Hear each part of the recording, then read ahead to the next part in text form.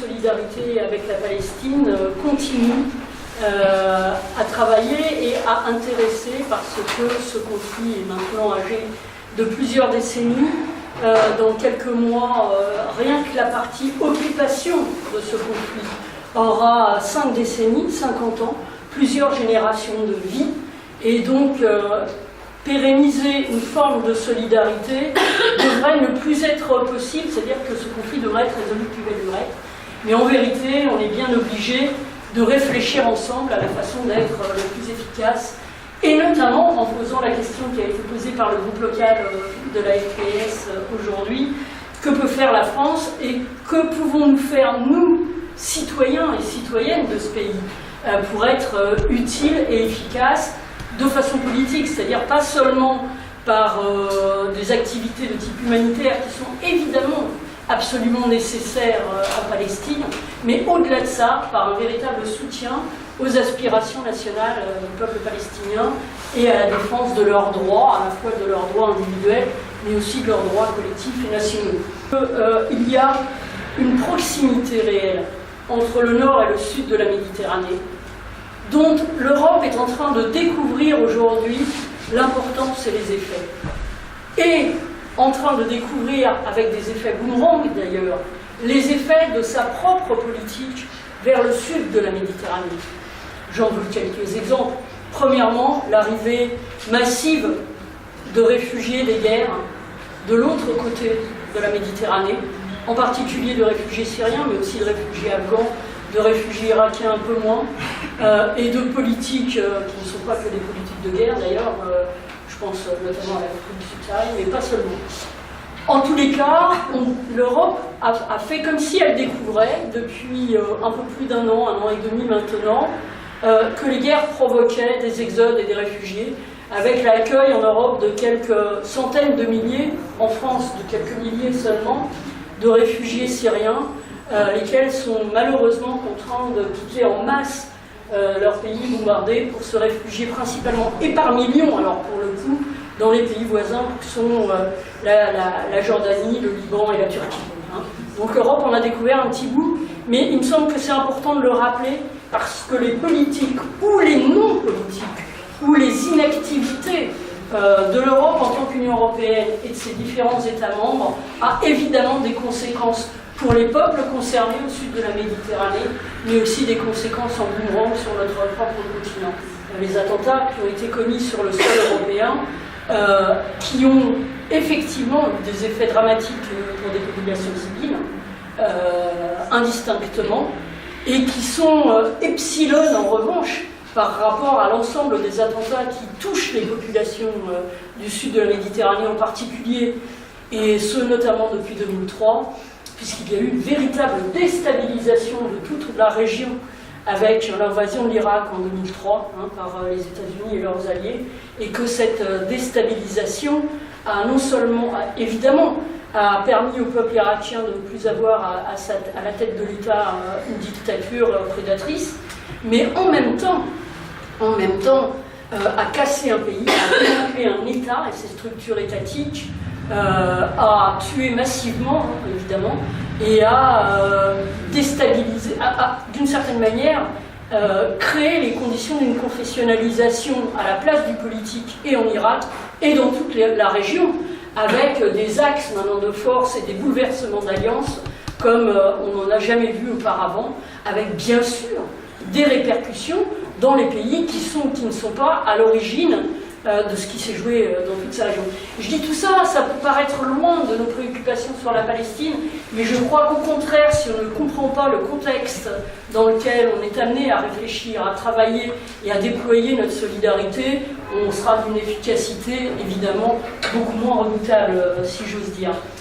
C'est sous forme de question, la Palestine est-elle encore un épicentre, c'est-à-dire est-elle encore centrale quant aux crises et aux conflits qui affectent l'ensemble de la région proche-orientale? On pourrait imaginer que non. Et on pourrait se dire, voilà, il y a aujourd'hui 300 000 morts en Syrie, en Palestine. Si on comparait en nombre de morts, on en est à quelques milliers. Donc la Palestine, c'est moins important que la Syrie. On pourrait se dire, etc., etc. En réalité, je pense que... Et puis on pourrait se dire aussi, bon, c'est vrai que c'est plus sur les radars, hein, comme tu disais, sur nos écrans de télé à tout le moins, et donc on pourrait imaginer que du coup, finalement, la Palestine, ce qui s'y joue a peu d'importance, de manière générale et de manière spécifique aussi. J'objecte à ça deux choses. D'abord, c'est que c'est terrible de penser cela pour des peuples qui subissent la réalité de l'expulsion, de l'occupation et de la colonisation, en l'occurrence depuis des décennies et des décennies, pour ce qui concerne l'occupation, je le disais tout à l'heure, depuis bientôt 50 ans, c'est-à-dire qu'on en est à plusieurs générations, et je pense qu'il faut imaginer ce que produisent dans des sociétés le fait d'être contraint de vivre sous occupation avec tout ce que ça suppose, en l'occurrence la confiscation de ses terres, la confiscation de ses ressources d'eau, le fait que 800 000 Palestiniens sont passés par les prisons politiques israéliennes, militaires israéliennes, depuis le début de l'occupation, etc., etc. Le fait que votre économie soit dans un état de totale dépendance depuis des décennies. Il faut mesurer ce que ça signifie quand plusieurs générations sont touchées les unes après les autres, en ayant essayé toutes les formes possibles de résistance, sans parvenir à un résultat pour lequel la communauté internationale se serait suffisamment appliquée pour le mettre en œuvre. Et puis également pour la société israélienne, l'occupation, l'arbitraire et l'impunité dont jouissent et les politiques de l'État d'Israël et les individus, membres de l'armée qui font absolument ce qu'ils veulent, c'est quand même comme ça, et les colons qui sont quand même de plus en plus aujourd'hui minés par un messianisme violent et d'extrême droite, eh bien ça a évidemment tout cela aussi des implications sur la société israélienne et la façon dont, en son sein, s'organisent ou ne s'organisent pas les rapports entre les individus, les groupes, etc.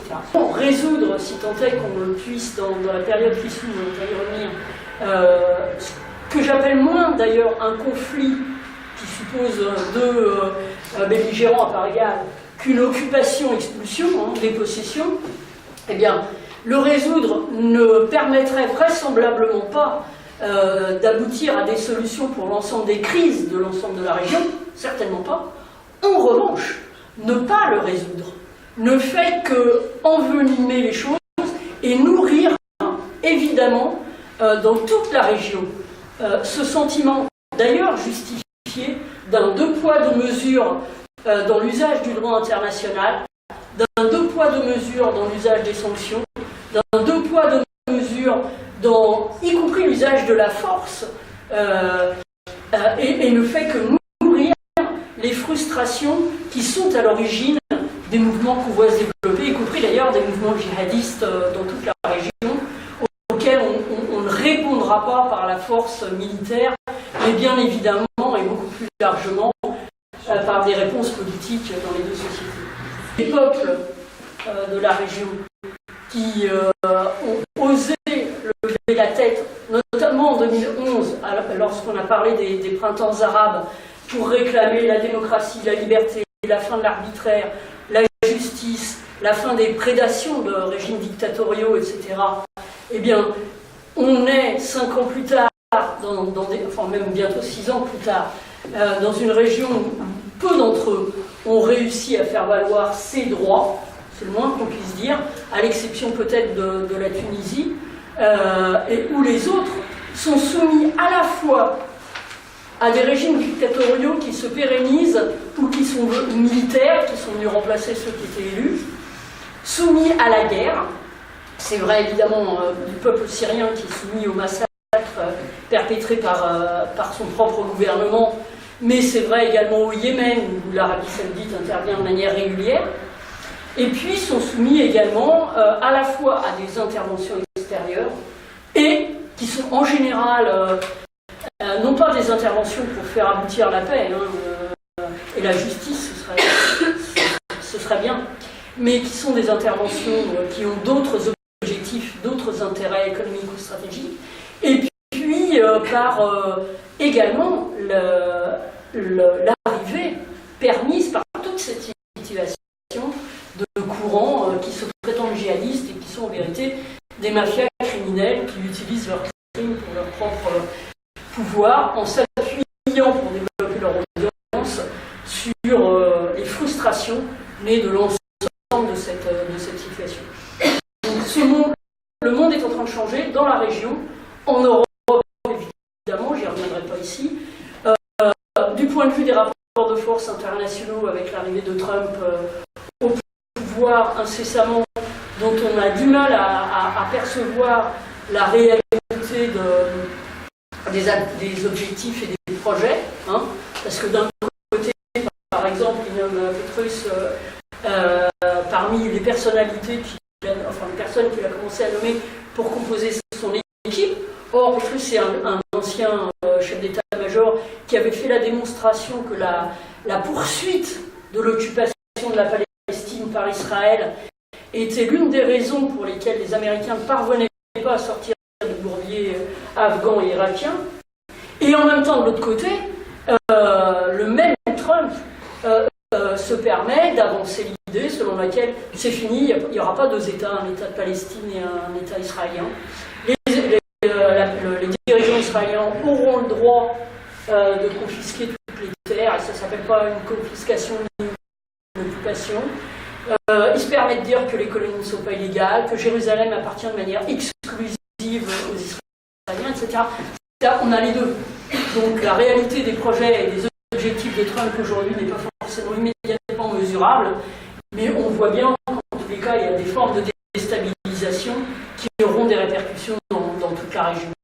La France, en particulier, l'Europe plus généralement, on va dire, peuvent-elles jouer un rôle ou non au Proche-Orient, et en particulier pour la résolution de ce qui se joue en Palestine et contre le peuple palestinien? Et donc, peuvent-elles plutôt passer du rôle de payeur, c'est-à-dire payeur, oui, comme son nom l'indique, au rôle, comme les Américains disent, de players, c'est-à-dire avoir un véritable rôle, jouer un rôle politique dans la région. Alors que l'Europe a joué un rôle moteur depuis et a des responsabilités depuis le partage de la Palestine, un rôle moteur dans l'évolution du droit international et de sa prise en compte. À partir du moment où a commencé la négociation israélo-palestinienne en 1991, qui était initialement simplement israélo-arabe, hein, puisque les Israéliens, les dirigeants israéliens de l'époque ne voulaient pas entendre parler des Palestiniens, mais seulement les introduire dans la délégation jordanienne. L'Europe a été officiellement, explicitement exclue du processus politique et exclue de tout processus de négociation au profit d'un rôle exclusivement, et là encore explicitement, économique. On donne, fût-ce à fond perdu, et fût-ce en acceptant de donner. Alors, évidemment, c'est important de donner dans un pays qui est complètement développé par des décennies d'occupation et de confiscation de ses ressources. Mais on donne à fond perdu dès lors qu'il y a démolition au fur et à mesure par les forces et l'armée israélienne, dès lors que les responsabilités de la puissance occupante qui est censée, évidemment, selon toutes les conventions internationales, je pense aux conventions de Genève, permettre le développement de la vie réelle de la société occupée, donc ça on l'oublie, mais on donne. Et ça sert d'alibi depuis le début à l'absence de rôle politique qui, par ailleurs, est inscrit dans le processus de négociation. Donc, est-ce qu'on peut changer de perspective à tout cela? C'est une vraie question. L'Europe a essayé à plusieurs reprises. Je crois qu'il y a un élément bascule, et là je voudrais parler spécialement de la France, hein, puisque c'est le sujet pour lequel on est ici. À l'issue de plus de 20 ans de négociations, israélo-palestinienne, dite directe. Il y a un élément de bascule à la fin du dernier moment de négociation et de l'échec de la pseudo-négociation directe, encore une fois, qu'avait tenté de mener l'administration américaine, qui se termine en mars 2014. Pourquoi il y a un élément de bascule et de quoi on parle?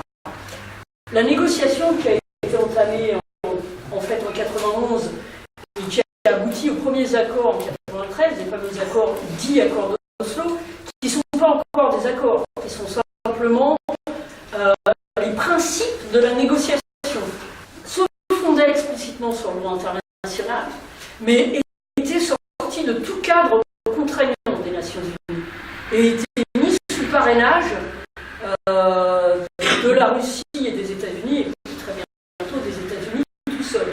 Hein, dans un tête-à-tête israélo-palestinien sous parrainage américain. On voit bien, évidemment, ce que ça signifie quand on mesure le poids des États-Unis dans le soutien tous azimuts à Israël, diplomatique, y compris par la multiplication des vétos à toutes les résolutions au Conseil de sécurité des Nations Unies, économique, militaire. Là, on en est à un supplément de 38 milliards d'aides militaires sur les prochaines années à Israël par les États-Unis. Les dirigeants israéliens vont acheter 17 F-35, qui sont des avions furtifs, pour son armée, payés par qui? Et ils vont les acheter aux États-Unis, au complexe militaro-industriel américain. Payés par qui? Tout simplement par les dons de l'administration américaine. Donc, c'est le cadre de la négociation qui a été entamée en 93, avec un calendrier qui devait permettre d'aboutir en 5 ans, mais en fait qui n'a jamais abouti. Pourquoi? Parce qu'il y a eu un refus permanent des autorités israéliennes, explicite, parce que aussi la colonisation a cessé de se développer. C'est une colonisation de peuplement.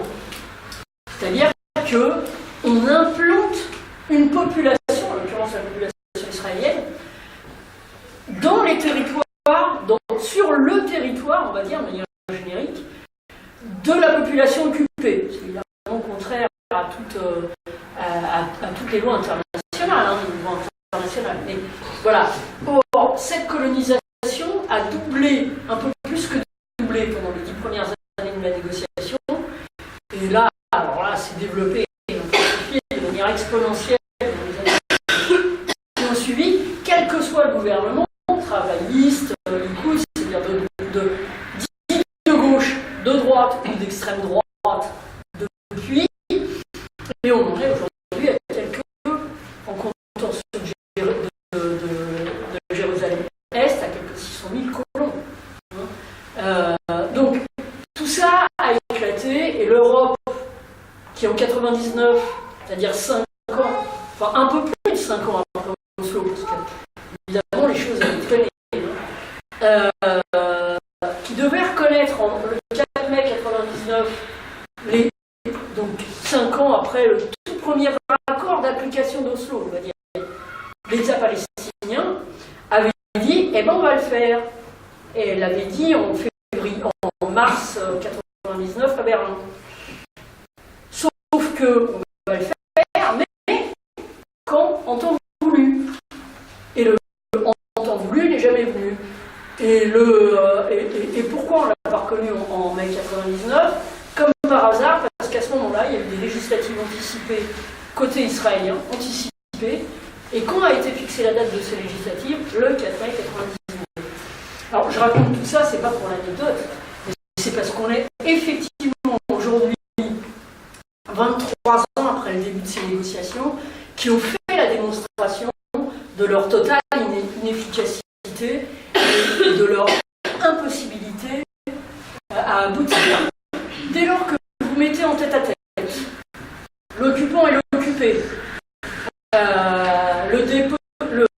le dépossesseur et celui qui se fait déposséder, l'armée, la 4e armée du monde, avec des gens qui ont des pierres ou des coupes pour certains d'entre eux et qui sont dans un désespoir tel qu'ils vont jusqu'à les utiliser, eh ben, évidemment, on ne peut pas dire que la négociation soit très équilibrée et qu'il y ait un rapport de force véritablement suffisant pour la partie occupée. C'est le moins qu'on puisse dire. Et donc, quoi? Eh bien, on a dit aux Palestiniens, et la France n'a cessé de le dire jusqu'à 2014, on a dit aux Palestiniens, écoutez, il faut négocier, il n'y aura de solution que négocier. Reprenez la négociation tête-à-tête, reprenez la négociation directe. Ça veut dire quoi? Ça veut dire qu'on reconnaîtra vos droits à partir du moment où cette négociation tête-à-tête aura abouti, c'est-à-dire à partir du moment où la partie israélienne aura accepté de reconnaître enfin les droits qu'elle vous nie. Ce qui est quand même une drôle de façon d'intervenir dans la négociation. Ça a duré jusqu'en 2014, mars 2014, échec de la dernière tentative américaine, laquelle était toujours sous la même forme, toujours sans aucune contrainte, toujours hors cadre des Nations Unies, toujours sans aucune pression, etc. Et en mars 2014, donc tout le monde, inclus les États-Unis, disent bon, maintenant la partie israélienne, ça suffit de faire n'importe quoi. Les Palestiniens commencent à se réunifier en termes de mouvement national. Et puis, ils commencent à dire, puisqu'on n'aboutit pas, ben nous, on va faire des choses de manière multilatérale et on va en appeler aux Nations Unies. Tout ça aboutit à quoi à ce moment? Ça aboutit à la guerre qui a été menée par la nouvelle, qui a été menée par les dirigeants militaires et politiques israéliens en Palestine en 2014, à la fois à partir de mai-juin, en Cisjordanie, avec des rafles massives, et en particulier des rafles d'enfants, parce que quand on rafle les enfants et qu'on les envoie en prison et qu'on les torture, on met la pression sur les parents pour qu'ils évitent de se mobiliser dans la résistance. Et puis à Gaza, pourquoi? Eh bien, très vite, la démonstration a été faite, non seulement pour mettre un pays à genoux, c'est-à-dire la partie palestinienne de la population qui est à Gaza, sous blocus depuis plus de 10 ans maintenant, sous blocus depuis plus de 10 ans, imaginez ce que ça veut dire. Eh bien, les mettre à genoux en détruisant tout. C'est-à-dire, on n'est pas obligé de tuer 300 000 personnes pour mettre à genoux une population. À genoux, il n'y a plus rien, il n'y a plus de matériaux qui passent, il n'y a plus rien. Et en même temps, pour dire, vous voyez, on leur a donné ce bout de terre, on est parti de ce bout de terre qui s'appelle Gaza. On oublie de dire, évidemment, au passage, qu'il y a l'armée au bord, il y a l'armée sur la mer, on tire sur les pêcheurs, il y a les drones et les avions militaires au-dessus. Voilà, donc cette petite prison est libre, nous dit-on. Vous voyez ce qu'ils en font, ils sont incapables de rien en faire, et tout ça, bien sûr, c'est le fait de Hamas qui vient tirer avec des obus sur la population civile israélienne.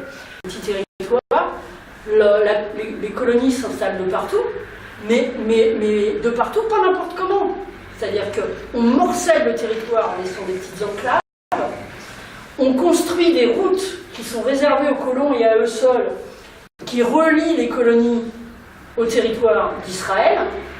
On construit des colonies le long de la frontière avec la Jordanie dans les vallées les plus fertiles.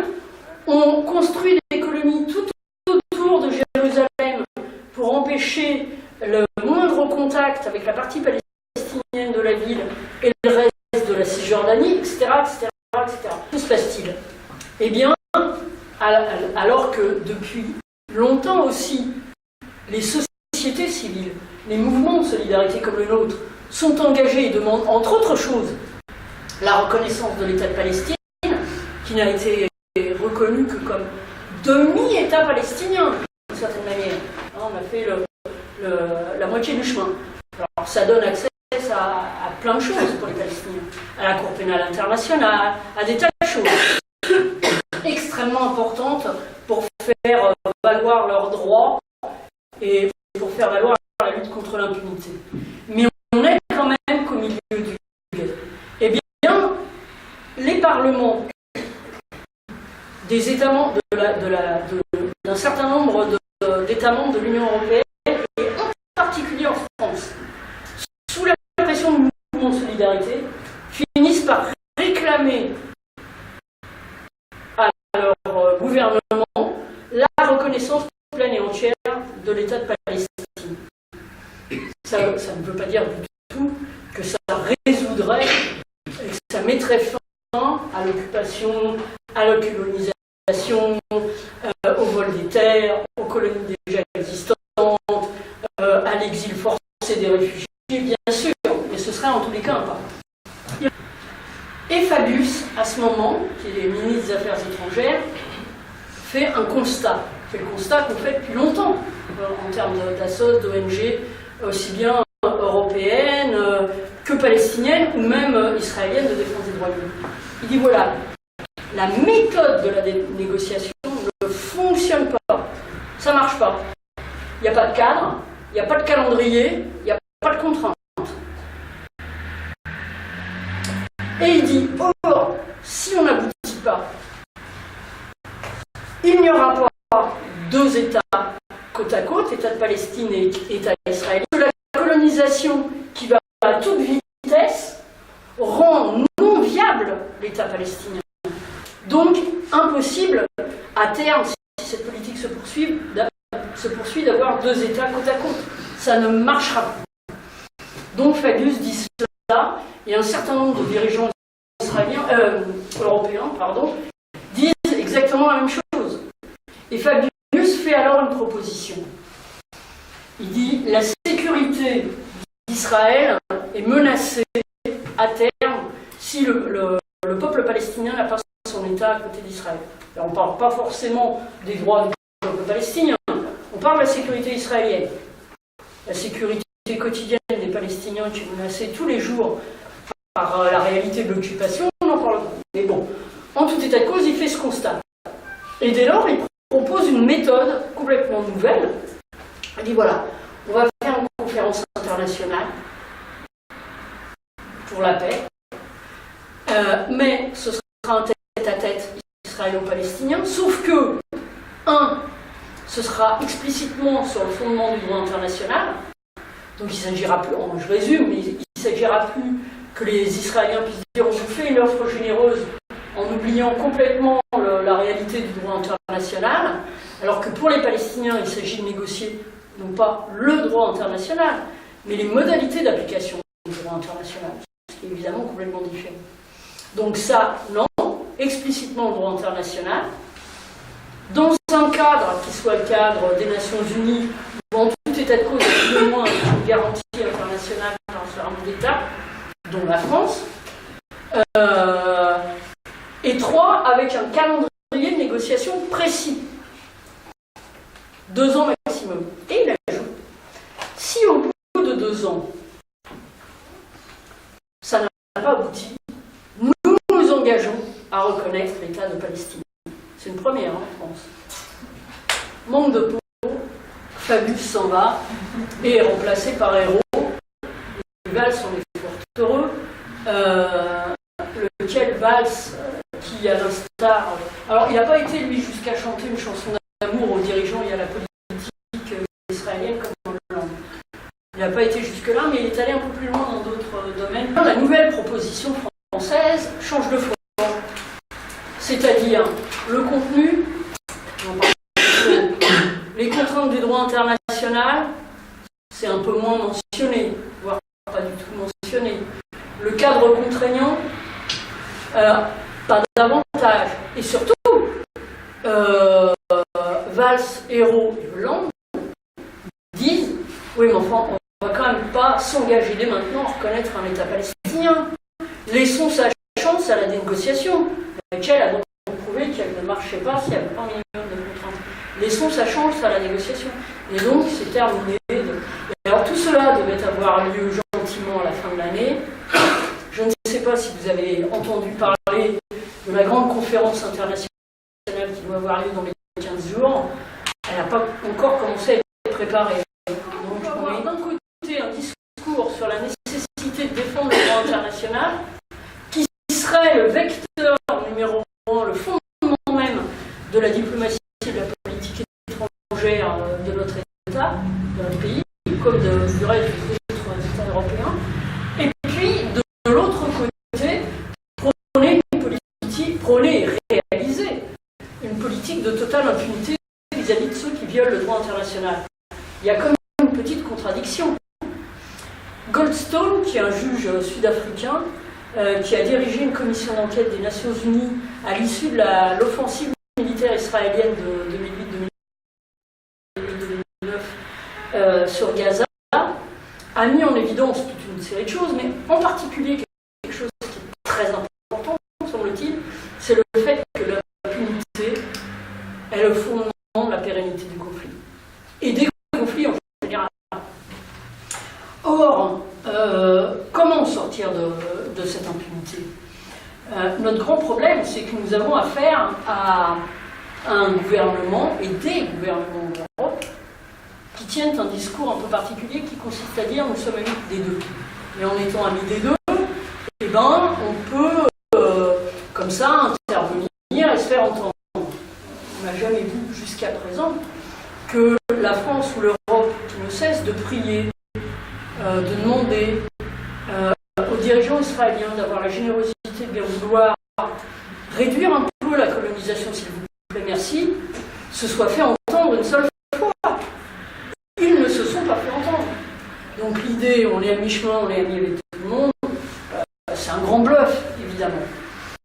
Pendant ce temps-là, alors que la Palestine est en train d'étouffer, mais totalement, je veux dire, le mot est loin d'être exagéré, hein, économiquement et à tout point de vue, et même socialement. Quand vous avez des murs qui entourent votre village, votre camp de réfugiés, qui séparent votre maison de l'école d'à côté, vous obligeant à faire un détour de plusieurs kilomètres, etc., vous êtes dans une situation où vous étouffez littéralement. En même temps, l'Europe et la France, dans le dégage économique, et pas seulement économique, considérable à la politique israélienne.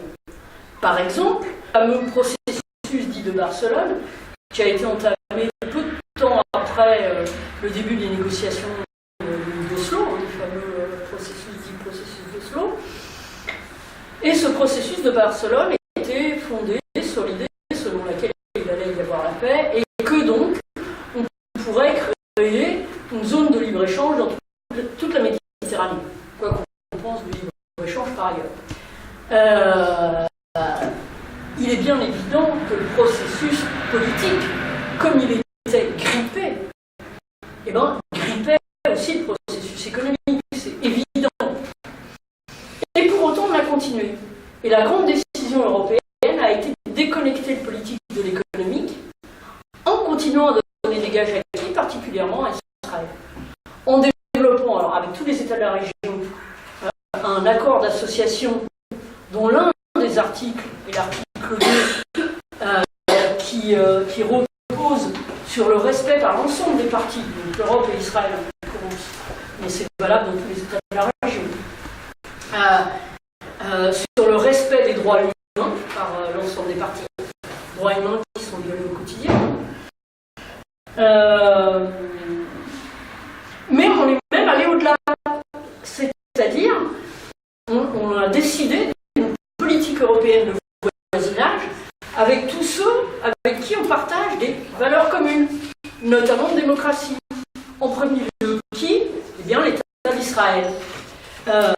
Et puis, comme ça ne suffisait pas, alors je vous passe les étapes successives, notamment le moment où, au moment de la guerre, juste à 2 jours de la guerre, on savait, on s'est préparé de l'hiver 2008-2009 contre la population de Gaza par Israël, où les parlementaires européens disent on ne veut pas augmenter le niveau de la coopération économique, stratégique, militaire, technique, technologique, etc., diplomatique, c'est-à-dire tous les échanges avec Israël, au moment puisque voilà ce qui se passe, au moment où les parlementaires disent cela, le lendemain, Kouchner se débrouille, Kouchner, donc, ministre des Affaires étrangères socialiste de Sarkozy, fait voter,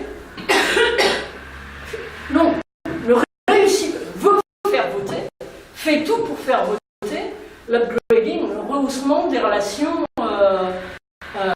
tous azimuts entre l'Union européenne et Israël.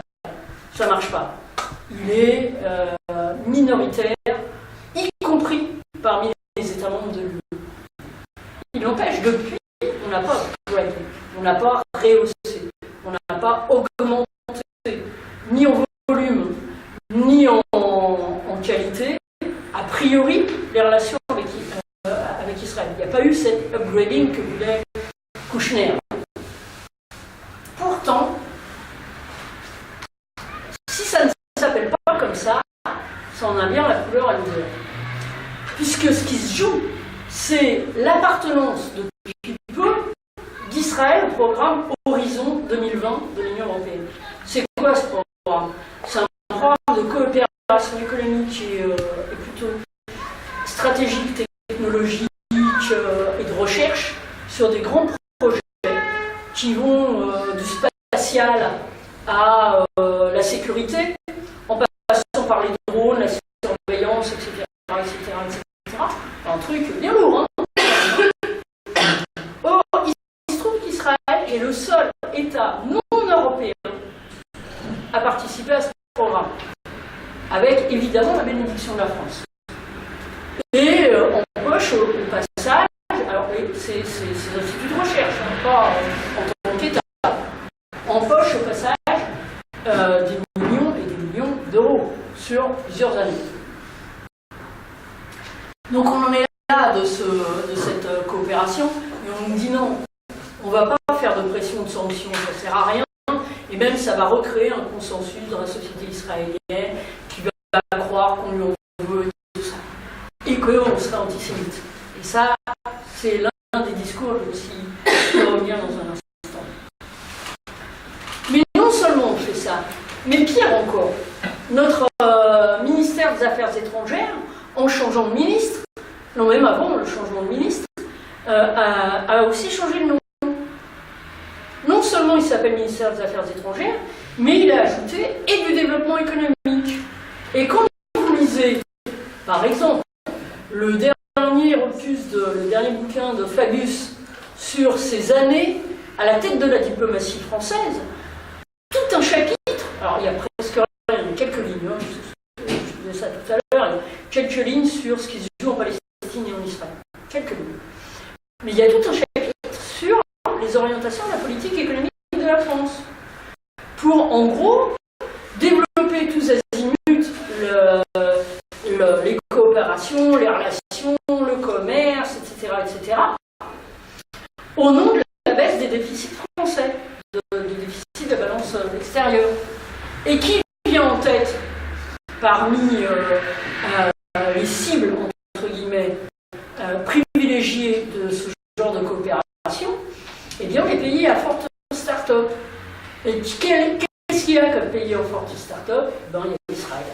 Et la boucle est bouclée.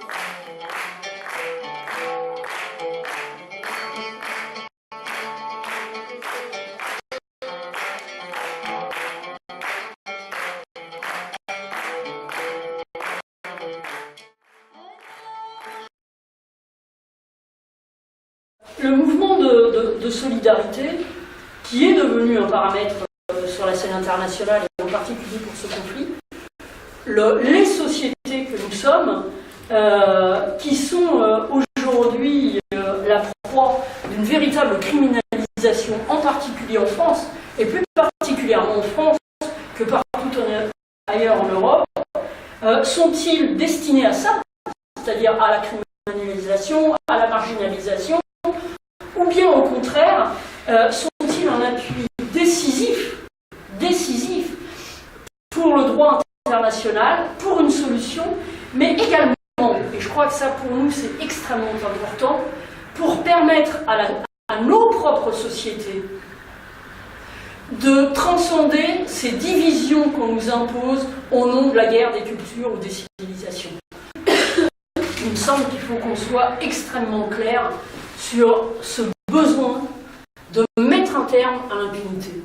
Ce serait à la fois donner un espoir aux Palestiniens, mais espoir au mouvement israélien de défense des droits humains et de défense des droits du peuple palestinien, parce qu'il y a aussi des mouvements israéliens qui aujourd'hui se battent avec un courage d'autant plus exceptionnel, qui sont la cible, mais véritablement, y compris à titre individuel, personnel, des forces gouvernementales et militaires de sécurité israélienne, avec menace de prison, menace de déchéance de nationalité, si on condamne tel ou tel acte de la politique israélienne en Palestine occupée, etc., etc. Ce qu'ont développé les mouvements de solidarité, c'est véritablement plusieurs choses, dont pour une grande part la demande de véritables sanctions contre la politique israélienne. Alors c'est en particulier le cas du mouvement BDS, qui est né à l'initiative de la société civile palestinienne il y a plus de 10 ans, et qui a été repris partout en Europe et dans le monde par les sociétés civiles. Alors je vais en dire deux choses. La première, c'est que veut dire BDS? Enfin, je vais en dire plusieurs choses. La première, c'est que veut dire BDS? BDS, c'est trois mots, c'est trois lettres. C'est pas seulement S, c'est pas seulement D, c'est pas seulement B, c'est les trois en même temps. Boycott, désinvestissement, sanction. Boycott, d'une certaine façon, on va dire que c'est facile, on peut tous le faire. Et on peut tous s'y appeler. Certains, et c'est notre cas à France-Palestine Solidarité, ont choisi, pour toute une série de raisons sur lesquelles je vais revenir, de centrer la campagne sur les produits des colonies. D'autres, et ce n'est pas moins légitime, loin s'en faut, demandent le boycott de l'ensemble des produits israéliens. Pourquoi? Parce que cet État, c'est l'État qui a mis en place tout le système d'occupation et de colonisation. C'est pas sorti d'un chapeau, d'un colon, cette affaire. C'est véritablement l'État d'Israël qui a mis en place. Donc c'est parfaitement légitime. Le boycott de l'ensemble des produits israéliens, de l'économie israélienne, qui bénéficient de l'occupation et du vol des ressources palestiniennes en eau, en terre, etc. Même si toute la société israélienne, et on s'en fout, n'en bénéficie pas, parce que la société israélienne est la plus inégalitaire de l'OCDE. La plus inégalitaire de l'OCDE. Donc il y a quelques familles qui en profitent, hein, quelques trusts, et puis voilà. Nous avons choisi, pour plusieurs raisons, de nous centrer sur les produits des colonies. D'abord pour montrer ce qu'est la colonisation et l'occupation. Ensuite, parce que nous sommes l'attaque, et c'est ça dont je vais dire un mot après, le mouvement de solidarité qui prône le BDS est la cible d'attaque du gouvernement avec des menaces de prison, vous voyez, hein, en particulier quand il s'agit d'un ciblage global de l'économie israélienne dans le boycott, des menaces de prison et autres en cas au prétexte d'appel à la haine antisémite, alors que la réalité, c'est qu'on appelle à l'application du droit international. Donc, il faudrait éviter d'inverser les choses. Et donc, nous, notre rôle, si on veut rassembler très largement et faire participer très largement la société française, entre autres, à ce genre de mouvement, on a tout à fait intérêt à tenir compte de ce cadre juridique qui est spécifique à l'Europe. Nulle part ailleurs, il n'y a ça. Nulle part ailleurs en Europe. Et à faire en sorte qu'on n'envoie pas des jeunes et des gamins en particulier à des procès au prétexte de leur engagement magnifique pour le droit du peuple palestinien. Voilà. Les choses sont très claires. Ça...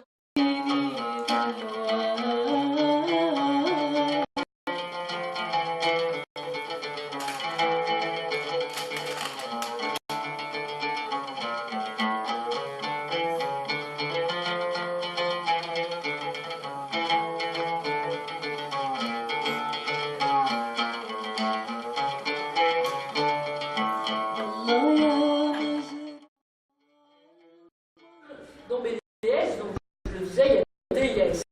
Il y a des investissements.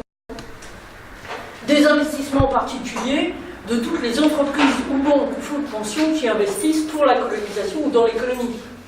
C'est pas complètement saugrenu d'accord, c'est qu'une série d'entre eux ont désinvesti, notamment des fonds de pension, et notamment des fonds de pension britanniques ou autres, qui se sont retirés à l'issue de notre campagne de leur engagement dans des colonies ou dans des entreprises ou des banques dans les colonies. C'est vrai d'Orange aussi, en partie.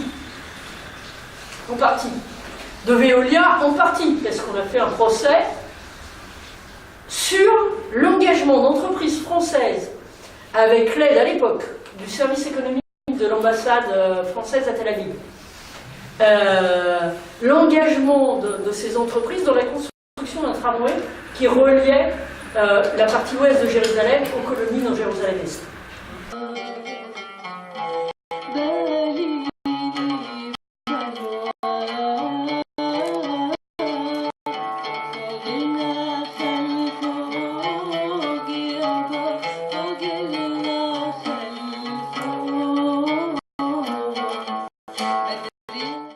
Nous demandons aussi des sanctions, c'est-à-dire en particulier la suspension de l'accord d'association entre l'Union européenne et Israël. Cette demande-là n'est pas née du mouvement BDS. C'est une revendication que nous portons depuis beaucoup plus longtemps, et en particulier depuis, si je ne dis pas d'ânerie, c'est depuis 1996. Oui, depuis 1996, au moment où les Israéliens d'ailleurs voulaient construire un tunnel à nouveau sous Jérusalem, il y avait eu des morts parmi les manifestants palestiniens. Et nous nous sommes dit à l'époque, il faut qu'on arrête d'être uniquement dans la dénonciation. C'est plus possible. Il faut qu'on essaye d'avoir une revendication qui ait une quelconque efficacité. Et on s'est rendu compte que l'accord d'association, qui devait être ratifié par l'ensemble des parlements, à l'époque des 15 États membres, on n'était pas encore à 27 ou à 28, des 15 États membres de l'Union européenne, n'avait pas encore été ratifié ni par la France, ni par la Belgique. Et on a construit, sur cette base, un argumentaire pour demander que ni le Parlement français, ni le Parlement belge ne ratifient cet accord d'association. Alors, on ne l'a pas fait exclusivement sur la base du droit. On l'aurait fait que sur la base du droit, on se serait fait envoyer dans les choux. Réellement, hein. On l'a fait aussi en partant des intérêts de ceux à qui on s'adressait. Et les intérêts étaient doubles. D'abord, des intérêts de type économique. C'est-à-dire, si on maintient un accord de cette façon, en le signant, en dépit, à l'époque c'était Netanyahou qui était déjà le gouvernement en Israël, en dépit de sa politique, tous les accords que vous avez ailleurs, aux perspectives de libre-échange dans la région, c'est fichu. Et le deuxième argument était un argument, là aussi, concernant l'intérêt de nos interlocuteurs, purement électoral. Purement électoral. C'est-à-dire qu'on allait les uns et les autres. À l'époque, il n'y avait pas encore la FPS, Association de France-Palestine Solidarité, mais déjà les deux associations qui se sont regroupées pour la constituer. C'est-à-dire France-Palestine et l'Association médicale franco-palestinienne. On s'est jumelés, on a fait la FPS juste après. Donc il y avait nos deux assos, il y avait Amnesty International, il y avait Handicap International, Vétérinaires sans frontières, enfin plusieurs, qui ont constitué ensuite qui ont constitué les bases de la plateforme des ONG françaises pour la Palestine.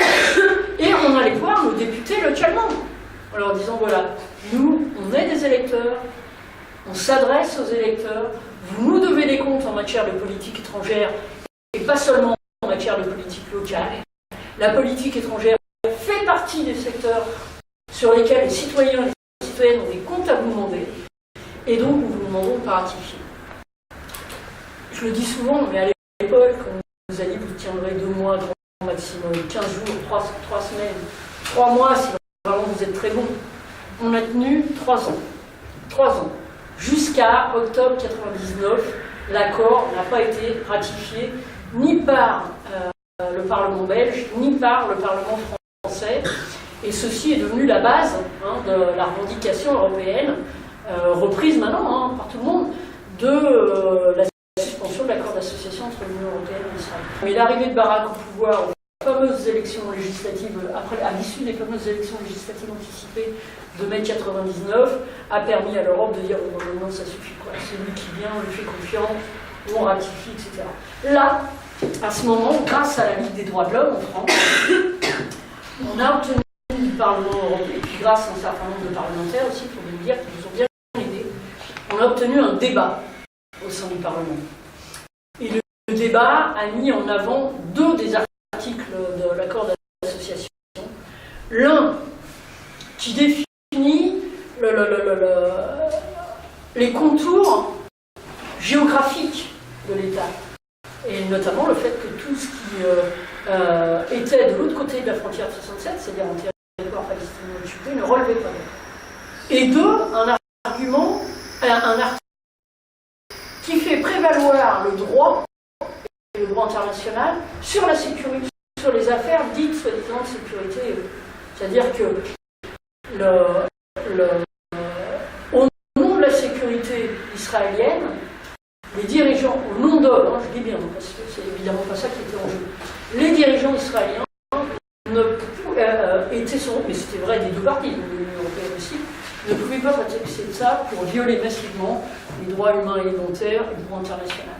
Donc, et ça a été reconnu, débattu au moment du vote par le Parlement, de la ratification par le Parlement de l'accord d'association, dont nous demandons maintenant la suspension. Bien sûr que c'est difficile, bien sûr que le code individuel est infiniment plus facile. On va chez son marchand et on n'achète pas ça, voire on appelle, on peut acheter ça. Le travail sur les sanctions, c'est infiniment plus compliqué. Et ça nécessite de rassembler, d'être nombreux, d'être organisés et d'être argumentés. Et c'est l'un des objectifs de réunions comme celle d'aujourd'hui, c'est qu'on partage les arguments ensemble, qu'on comprenne ce qui se joue. Mais je pense que ça ne suffit pas. C'est-à-dire défendre le droit ne fait malheureusement pas argument vis-à-vis des acteurs politiques aujourd'hui au pouvoir, nationalement, voire pour certains d'entre eux localement. On les convainc autrement, et on les convainc en partant de leur intérêt. Malheureusement, je le regrette autant me fous sans doute, l'intérêt de beaucoup d'entre eux, je ne dis pas tous, il y en a avec qui on travaille, et même qui font partie du collectif national pour le juste et durable au Proche-Orient. Mais la plupart, ce qui les intéresse, c'est quoi? C'est leur intérêt politique d'être élus ou réélus. Le fait que nous sommes des électrices et des électeurs, nous sommes collectivement des sociétés organisées et des citoyens et des citoyennes, et nous demandons des comptes sur les questions politiques étrangères autant que sur le reste. Il va y avoir des élections l'an prochain. Je pense que nous pouvons utiliser ce moment de campagne électorale pour être extrêmement revendicatif et visible dans la campagne, pour dire le droit international, c'est important.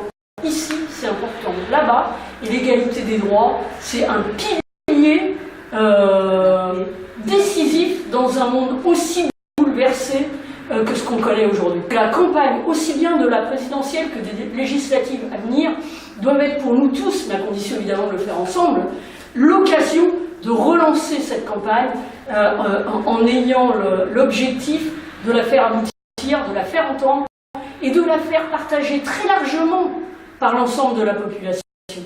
Aujourd'hui, on en est à 70% de nos concitoyens qui sont favorables à un État palestinien dans les frontières de 67, sur la base du droit international, etc.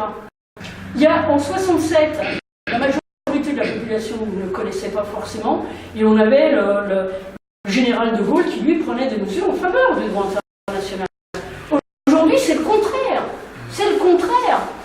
Le hiatus entre ceux qui décident et la population est exactement l'inverse. Tous ensemble, France-Palestine Solidarité, on est l'un des pivots, l'un des moteurs. Vous pouvez y adhérer, ça nous fera beaucoup de bien.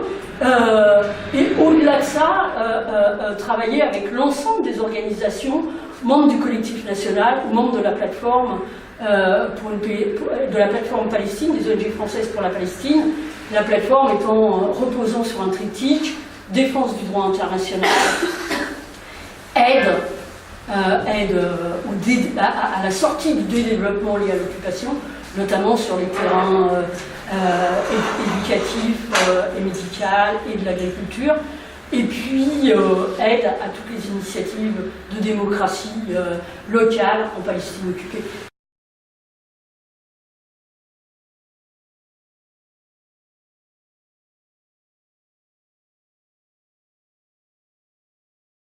Puisque la colonisation est considérée comme crime de guerre.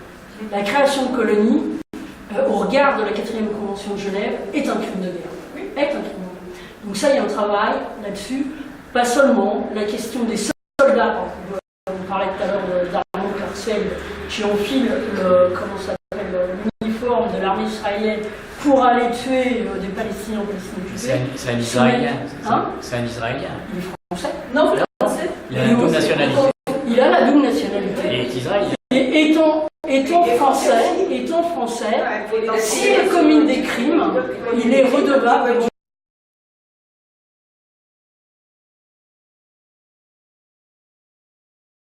Alors les fameuses accusations,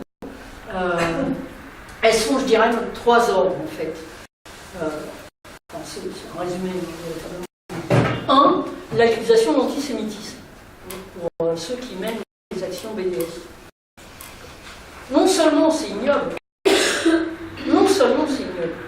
mais en plus je dirais que c'est carrément antisémite de dire cela. Pourquoi? Parce que ça signifie que les juifs français, les citoyens français, juifs de culture ou de confession, n'auraient pas le droit de critiquer la politique du gouvernement israélien.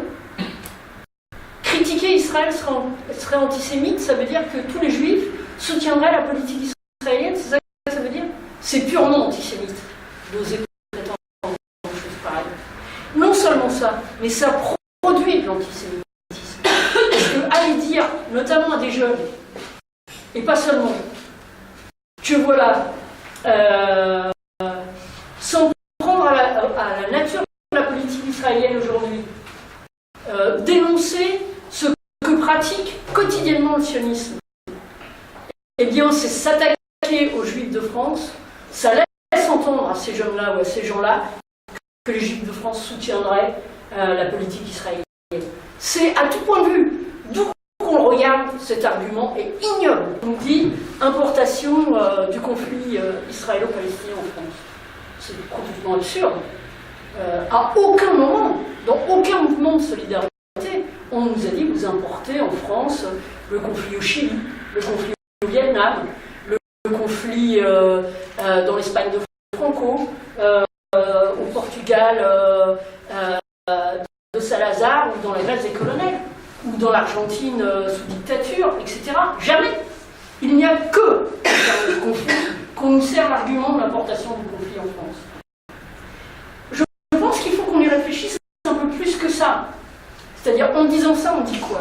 On dit qu'il y a des projections identitaires. C'est ça qu'on dit. Des projections identitaires qu'on ne cesse de nourrir en parlant d'antisémitisme. Alors qu'il s'agit d'autre chose. Il s'agit d'une politique coloniale et pas d'un conflit confessionnel ou ethnique ou national ou communautaire. Il s'agit d'un conflit colonial. Les Arabes d'un côté, les Juifs de l'autre. C'est ça qu'on nous dit dans notre propre société. C'est-à-dire que là encore, la solidarité serait interdite parce que la citoyenneté serait interdite et remplacée par des visions communautaires. C'est terrible pour notre propre société et pas seulement pour la solidarité. Et puis la 13e chose maintenant, c'est le terrorisme, qui est le prétexte, qui est une réalité, hein, mais qui sert de prétexte à l'interdiction de bien des manifestations et pas seulement pour la Palestine, évidemment. Au moins des tentatives.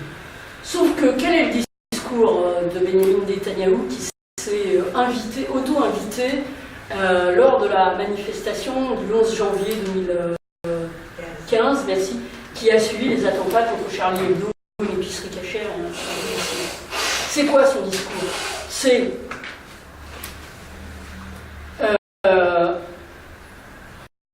tous les mouvements islamiques politiques, qu'il s'agisse de Hezbollah, de Hamas, de tous, c'est tous les mêmes, ils ont tous la même identité, ils sont tous des mouvements terroristes. Et d'un. De deux, nous sommes, nous, les pionniers de la lutte antiterroriste, puisqu'on subit des attentats. 2, 3, nous sommes les pionniers des démocraties occidentales qui doivent nous suivre dans la nouvelle croisade contre le terrorisme de l'islam. C'est le discours de Netanyahou. En disant au passage, vous, Français de confession juive, de culture juive, hein, vous risquez beaucoup en France, donc suivez-nous et venez occuper les colonies, qui ne s'appelleront pas colonies, en Palestine occupée, qu'on n'appellera pas occupée ni Palestine. Tel est le discours de Netanyahou. Il a été mis de côté pendant plusieurs mois en France. Mais aujourd'hui, qu'est-ce qu'on entend dans la dernière période? On entend un discours sur le thème il faut se servir du modèle israélien de lutte contre le terrorisme. On l'entend, on le lit. Ça a fait la une de l'Express. Ça a fait la une d'un certain nombre de nos dirigeants politiques actuels. Enfin, c'est plus le discours. C'est extrêmement grave, parce que c'est nier la réalité de l'occupation de la Palestine et la dépossession des Palestiniens par les gouvernements successifs. Premièrement. Deuxièmement, c'est considérer que toute forme de résistance palestinienne, et ce quelle qu'elle soit, est assimilable avec des actes terroristes tels que les attentats qu'on a connus en France et qui, je le répète, qui sont évidemment terrifiants, terribles, mais qui sont epsilon par rapport à ce qui se passe en Irak ou dans d'autres pays concernés par ces attentats terroristes au quotidien. Ce qui n'enlève rien à ce qui s'est passé, hein, évidemment. Mais c'est comparer toute forme de résistance palestinienne à cela. Et puis, c'est comparer, c'est légitimer les méthodes israéliennes. La légitimation des méthodes israéliennes, c'est quoi ces méthodes? C'est des méthodes de prison administrative, d'enfermement administratif, de mise en prison, je vous l'ai dit tout à l'heure, 800 000 Palestiniens qui sont passés par les prisons politiques, c'est pas rien. Hein. Des enfants, de l'usage de la torture, des démolitions de maisons, des confiscations les unes après les autres, etc. C'est ça qu'on veut? C'est de ce monde-là qu'on est censé rêver?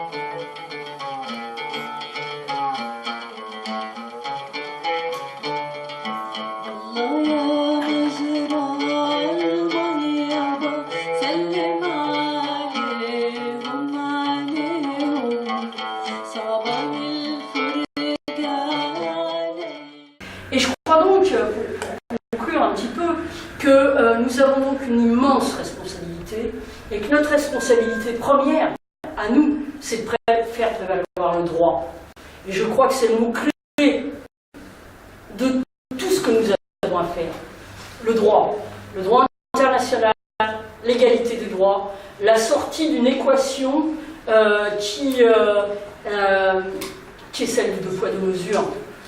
Et qui dit faire prévaloir le droit, dit nous mobiliser tous ensemble contre l'impunité.